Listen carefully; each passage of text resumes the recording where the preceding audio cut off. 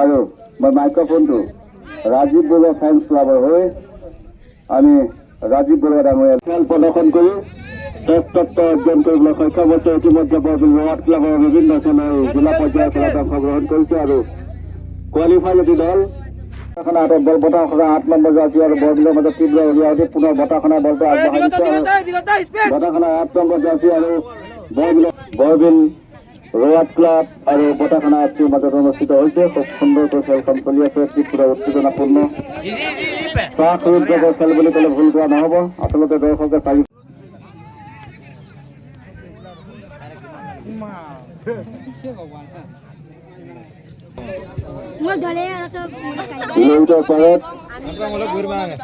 প্ৰাকৃতিক পৰিৱেশৰ মাজত বল মাজগাঁৱত পুনৰ 3 নম্বৰ জাৰ্চি হাতত বল পুনৰ বতাহখনা হাতত বল বতাহখনা খুব সুন্দৰকৈ বলটো আগবঢ়াই লৈ গৈছে কিন্তু মাজগাঁৱে প্ৰতিহত কৰিবলৈ চেষ্টা কৰিছে কিন্তু পুনৰ বতাহখনা হাতত 10 নম্বৰ জাৰ্চি পুনৰ বল পাইছে। 10 নম্বৰ জাৰ্চি খুব সুন্দৰকৈ বলটো কেৰি কাটি লৈ গৈছে। পুনৰ 8 নম্বৰ হাতত বল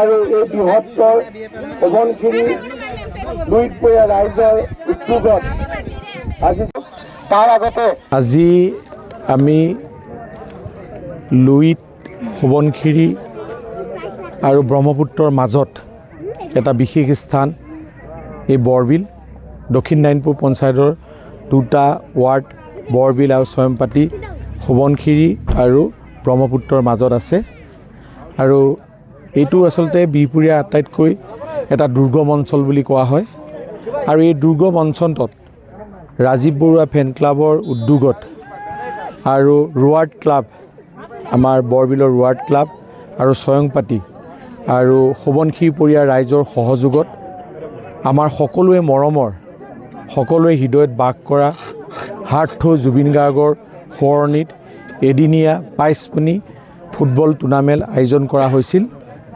আমি আজি ৰাতিপুৱা প্ৰায় 9টা বজাৰ পৰা আমি খেলসমূহ আৰম্ভ কৰিছোঁ। ৰাতিপুৱা আমি জুবিন গাৰ্গক শ্ৰদ্ধাঞ্জলি জনোৱাৰ লগতে এই অঞ্চলটোৰ সোৱণশিৰি পৰিয়া অঞ্চলটোৰ এসময়ৰ বিশিষ্ট খেলুৱৈসকলক আমি সম্বৰ্ধনা জনাওঁ আৰু লগে লগে আমি প্ৰথমখন খেল বৰবিল আৰু চয়মপাতিৰ মাজত আমি আৰম্ভ কৰোঁ।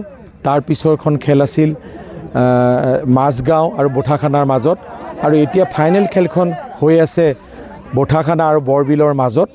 ৰাতিপুৱাৰ পৰা এনেধৰণেই যিমানখিনি মানুহ এতিয়া ফাইনেল খেলত আছে ৰাতিপুৱাৰ পৰাই এনেধৰণে প্ৰত্যেকখন খেলত আমি সহযোগিতা পাইছোঁ। আজি সেইকাৰণে বহু লোক আহিছে। ইমান এটা সুন্দৰ অনুষ্ঠানত আজি আমি নিজে থাকিবলৈ পাই ধন্য মানিছোঁ।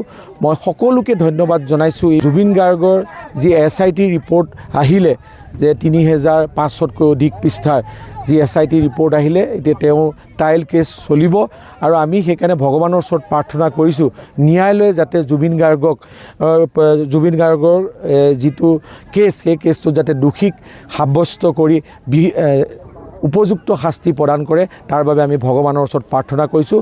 খুব ভাল লাগিছে আজি আৰু প্ৰথমতে ৰাজীৱ বৰুৱা ছাৰক ধন্যবাদ জনাইছোঁ আৰু এনেকুৱা ভিতৰুৱা অঞ্চলত আজি উন্নত মানৰ খেল ইয়াত আয়োজন কৰিছে। আমি তাৰ কাৰণে তেখেতলৈ আকৌ ধন্যবাদ জ্ঞাপন কৰিছোঁ। এনেদৰেই তেখেতে উদীয়মান যুৱক যুৱতীসকলক খেলৰ দ্বাৰা তেওঁ আগলৈ আগুৱাই নিব বিচাৰিছে আৰু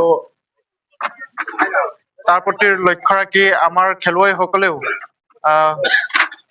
চেষ্টা কৰিছে আৰু আজি ভাল প্ৰদৰ্শন দেখুৱাবলৈ সক্ষম হৈছে আৰু শান্তিপূৰ্ণভাৱে আজি খেলখন অনুষ্ঠিত।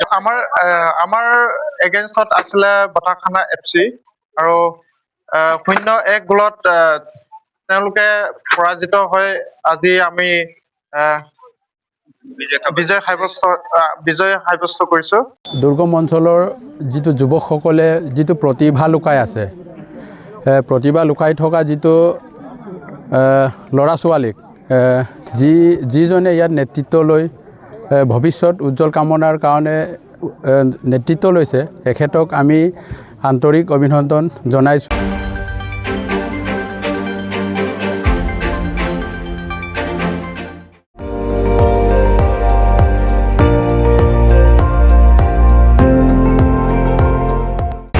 আপুনি চাই আছে ND24 সৰ্বশ্ৰেষ্ঠ নহয় সৰ্বোত্তমৰ দৌৰণ।